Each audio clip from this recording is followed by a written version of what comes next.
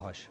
Cumprimentar o deputado Osmar Serraglio e todos os colegas deputados, os convidados. Alguns deles já pousaram em Brasília, estão se deslocando para cá, para a Câmara, onde nós estamos realizando essa audiência. E acredito que eu não vou precisar utilizar os 10 minutos, porque nós precisamos, dentro dessa audiência, ouvir os nossos convidados e tentar ajudar aqui a subsidiar essa comissão. Nós precisamos, deputado Osmar, mais do que nunca, colocar um freio nesse problema hoje que não está acontecendo apenas na cidade do Amarante. É um problema que acontece em vários estados do Brasil. E aqui nessa casa, na legislatura anterior, vários colegas são testemunhas dos relatos que nós trouxemos de casos concretos que aconteceram no Brasil, e um desses foi no Maranhão, que foi lá o caso da reserva indígena Uaguajá, onde nós viemos e anunciamos a tragédia que aconteceu naquela região, em São João do Caru. A imprensa nacional, naquela época, noticiou que tinham lá 33 índios, que eram todos isolados, e que quem estava lá eram pessoas que não tinham por que ficar, né? E aí o que aconteceu? Uma verdadeira operação de guerra foi montada dentro do município de São João do Caru, deputado Abel Galinha. Lá foi a Força Nacional, o Exército, Polícia Rodoviária Federal, tudo que você imaginar de forças foram para aquela região para tirar os produtores que estavam lá dentro. Nós estimamos naquela época, através de um laudo que o próprio INCRA tinha dado, antes de ter a ordem judicial para despejar, que existiam 1.200 famílias ali. O que foi que aconteceu? Na hora da decisão da Justiça, aí já vieram outros números dizendo que não, que eram apenas 100 e poucas famílias que estavam lá. E todos nós sabemos que é mentira. Até hoje, nós temos famílias que foram despejadas, isso foi em janeiro do ano passado, senhores, estamos há 1 ano e 6 meses que aconteceu essa desocupação, e de lá para cá, nós temos dezenas de famílias dentro de São João do Caru, lá da Uaguajá, que estão aí ao léu, né? Não tem para onde ir, muitos morando de favor, outros morando na casa de parentes, em cidades vizinhas, porque foram arrancados da sua terra, onde estavam criando suas famílias, onde muitos deles tinham 30, 40 anos que estavam dentro das suas propriedades. E o que me traz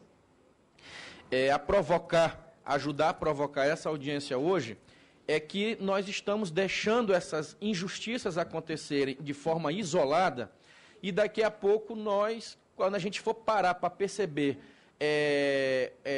o que aconteceu, vai ser tarde. Vai ser tarde porque o estrago já foi feito.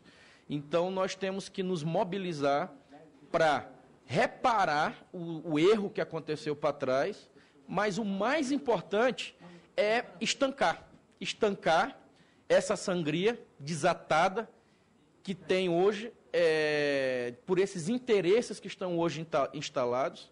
E todos aqui sabem que eu sou um dos que acreditam que a maioria dos interesses são interesses internacionais, mas o que eu mais lamento nessa luta toda foi a maneira como tentaram colocar na eleição já do ano passado, que os deputados que estavam questionando a forma como estava sendo feito esse processo eram deputados que eram contra índios no Brasil. E uma grande mentira. Pelo contrário, nós queremos e vamos lutar para saber qual é a política concreta que o país, que o Estado brasileiro está tendo para ajudar a preservar, para ajudar a fortalecer essa bandeira, essa raiz. Falar hoje do índio no Brasil é falar do nosso nascimento, da nossa origem. E é claro que hoje todos sabem que o grande problema hoje não é terra no Brasil. O problema hoje para o índio não é terra, é política pública, é saúde, é educação, é política pública para ele. Se você for em qualquer reserva hoje, lá do meu estado, por exemplo, você tem lá um monte de criancinhas indígenas que estão lá desnutridas, abandonadas, sem educação, sem alimentação digna. Por quê? Porque nós sabemos que na ponta não chega de verdade os investimentos e esse mundaréu de recursos que tem lá dentro. No Amarante, a situação, senhores, é muito mais grave. Lá no Amarante, eu realmente tenho denunciado aqui na casa, e ainda dá tempo da FUNAI suspender essa ação administrativa, porque ainda dá tempo, não foi homologado esse estudo, mas a gente precisa. É um problema onde o governo do Estado, onde a prefeitura, onde todos estão preocupados. Porque nós estamos falando aqui, senhores, de quase 20 mil pessoas afetadas. Se passar, entendam só, lá já existe uma reserva. 56% do município atualmente já é reserva. É tipo o estado do Roraima, 52%, né, deputado Abel? 52% do estado do Roraima já é reserva. Lá no Amarante, 56% do município já é reserva. Ou seja, ninguém está mais lá discutindo terra, até porque já tem muita. O grande problema hoje é que, se unirem as duas grandes reservas que tem lá e virarem uma só, como está sendo proposto, nós estamos falando em fechar o município do Amarante. Detalhe, um município que só nessa região nós temos lá cerca de dados da AGED, nós temos lá cerca de 13 mil cabeças de gado, 13 mil cabeças de gado na terra que são de pequenos produtores. Um lá tem 100 hectares, outro tem 200, outro tem 30, outro tem 40. Então, é a soma de todos que estão fazendo aquela economia local. Essas terras que podem ser hoje perdidas, tomadas ali desses pequenos produtores, elas vão ajudar a fechar a cidade, porque, detalhe, aonde sobra a cidade, aonde não vai ser reserva, são em 3 lugares diferentes, não fica ali isolado uma ilha ou um canto, não, são 3 pontos diferentes do território que não vão ser reserva, ou seja, como é que esses 3 pontos vão se comunicar? Matou, acabou a cidade, vai fechar a cidade do Amarante. Isso é muito sério. Isso é muito sério. Primeiro, a crise, o Brasil já está vivendo uma crise grande econômica. A última audiência pública que eu estive lá no município, o gerente do Banco do Brasil disse para nós, dentro da Câmara de Vereadores, olha, eu já fui orientado a pisar no freio e já não avançar aqui com a liberação de créditos para os trabalhadores, para os produtores rurais. Então, ou seja, não foi nem declarado ainda a reserva indígena nessas novas demarcações, e lá o Banco do Brasil já fechou a torneira. Então, já não está mais investindo, já não está mais financiando para produtores que têm propriedades nessas terras que estão aí sendo objeto de estudo. Ou seja, sabemos que este problema é um problema que já está se consolidando. Essa tragédia já está se consolidando. Por quê? Porque, à medida que o banco trava qualquer tipo de investimento, na hora que as terras desvalorizam, ninguém lá, alguém que queira vender, já não vai mais conseguir vender, porque está todo mundo com medo de ir lá comercializar qualquer propriedade dessa área, porque sabe que vai virar... não tem preço, né? Pode virar a qualquer momento reserva indígena, e aí isso daí não tem preço, então, ou seja, desvalorizou total. Ou seja, senhor relator, o problema da cidade do Amarante é um problema real no Brasil.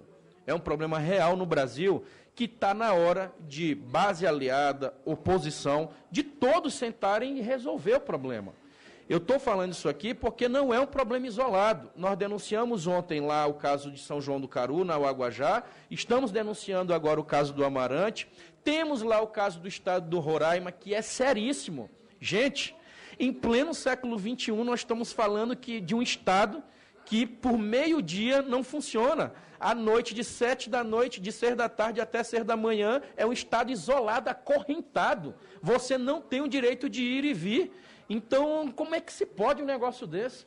Então, pode-se entrar aqui, invadir, pode-se fazer confusão, pode ameaçar, pode fazer tudo. Agora, o cidadão que precisar lá atravessar a fronteira, que precisar atravessar a estrada, ele está acorrentado, porque a regra aqui é que ninguém passa a noite. Como assim? E aí é normal a gente achar que brasileiros, pessoas, irmãos nossos, estão lá no cantinho do Brasil isolados, né? Então, a gente precisa, de verdade, fazer essa grande mobilização e tentar dar um freio. É com a PEC, é com outras ações, leis infra, é com qualquer remédio que seja, tem que ter. O que não pode é ficar do jeito que está. Porque do jeito que está, parece que a gente não entenderam, né? Não entenderam qual é o problema que nós estamos vivendo. Eu mesmo, quando o ministro Cardoso ele me olha, ele já vem dizendo assim, ó, lá vem o Everton, ele já acha que é briga de reserva indígena.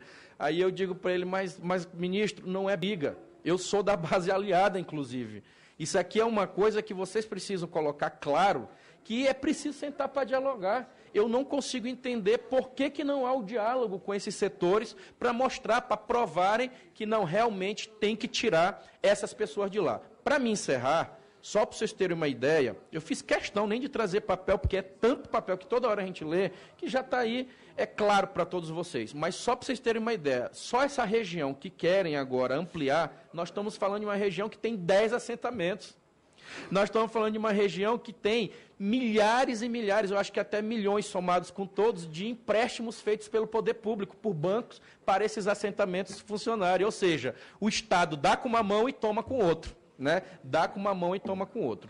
Então, a princípio, no início aqui dessa nossa audiência, esse preâmbulo, essa fala que eu queria fazer, de alerta, de denúncia e de convite, convidar os nossos colegas deputados, se a gente pudesse, no segundo semestre, marcar, senhor relator, para vocês irem lá conhecer de perto, olhar de perto qual é o grande produtor, qual é o homem grande, o homem rico, como colocam, que estão lá debaixo dessas terras. Para a gente olhar de perto, não custa nada. Né? E se pudesse a gente aproveitar essa viagem para conhecer o problema do Amarante, a gente iria lá em São João do Caru, para vocês olharem lá. Tem vídeos que eu mostrei aqui nessa casa, de donos de casa, tá? Aquela senhora, eu não esqueci o nome dela, Tatiana, aquela senhora que teve que sair arrastada da casa dela e o trator derrubando lá, a gente tem filmagem aqui, tá? Dona Ana Maria, a polícia arrancando ela lá de dentro e o trator derrubando a casa dela, e ela hoje está lá, né, sem casa, com dívida em banco, tá? Porque não teve condição de nem tirar, a gente na época pediu, gente, liberem pelo menos a condição desses produtores tirarem a sua produção de lá. Tem gente que plantou arroz, tem gente que plantou mandioca, tinha tudo lá e está lá dentro. Se perdeu porque ninguém pôde sequer tirar a sua produção daquele ano, para poder ajudar ali a apurar um dinheiro para poder pagar a sua conta. Então, esse é o problema que nós estamos vivendo e que nós iremos enfrentar com toda a tranquilidade. A minha assessoria mandou aqui dizendo, tem 90 índios lá fora. Que tenha 1 milhão, mas o grande problema não é eles, e que eles não olhem a gente como adversário, primeiro porque não são eles o problema. Eles têm que olhar como adversários, são os que não estão levando dinheiro e política pública para eles. Tá? Porque quem nós estamos defendendo aqui somos homens também não índios, mas também homens, seres humanos, que precisam trabalhar, que precisam produzir e que precisam criar suas famílias. Então, nós queremos construir uma solução no diálogo.